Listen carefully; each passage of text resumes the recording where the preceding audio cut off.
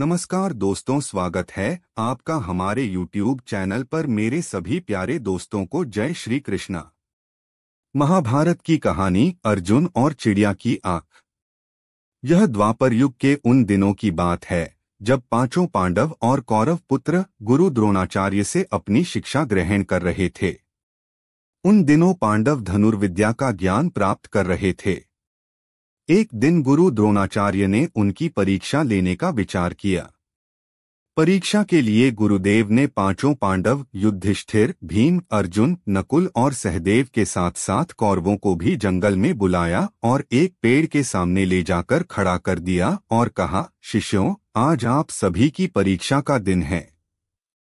आज इस बात की परीक्षा होगी कि मेरे द्वारा दी गई धनुर्विद्या से आप सभी ने कितना सीखा है।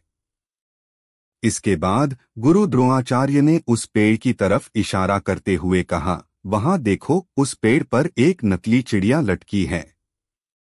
मैं चाहता हूं कि आप सभी एक एक करके उस मछली की आंख पर निशाना लगाएं और तीर सीधा आंख के बीचों बीच उसकी पुतली पर जाकर लगना चाहिए। क्या आप सभी समझ गए? इस पर सभी ने सहमति में अपनी सिर हिला दिया। गुरु द्रोणाचार्य ने सबसे पहले युधिष्ठिर को आगे बुलाया और तीर कमान उसके हाथों में थमाते हुए उससे पूछा, वत्स, तुम्हें इस समय क्या क्या दिख रहा है? इस पर युधिष्ठिर ने जवाब दिया, गुरुदेव, आप मेरे भाई, यह जंगल, पेड़ पर बैठी चिड़िया व पत्ते आदि सब कुछ दिख रहा है। यह सुनकर द्रोणाचार्य ने युधिष्ठिर के हाथ से तीर कमान ले लिया और कहा कि वह इस परीक्षा के लिए अभी तैयार नहीं है। इसके बाद उन्होंने भीम को आगे बुलाया और उसके हाथों में तीरकमान थमा दिया। फिर उन्होंने भीम से पूछा कि उसे क्या क्या दिख रहा है। इस पर भीम ने जवाब दिया कि उसे भी गुरु द्रोणाचार्य, उसके भाई, पेड़, चिड़िया, धरती व आसमान सब कुछ दिख रहा है। गुरु द्रोणाचार्य ने उसके हाथों से भी धनुष बाण वापस ले लिया और उसे अपने स्थान पर जाकर खड़े रहने को कह दिया। इस प्रकार गुरुदेव ने एक एक करके नकुल, सहदेव और सभी कौरव पुत्रों को बुलाया और उनके हाथों में धनुष बाण थमाते हुए उनसे भी यही सवाल पूछा।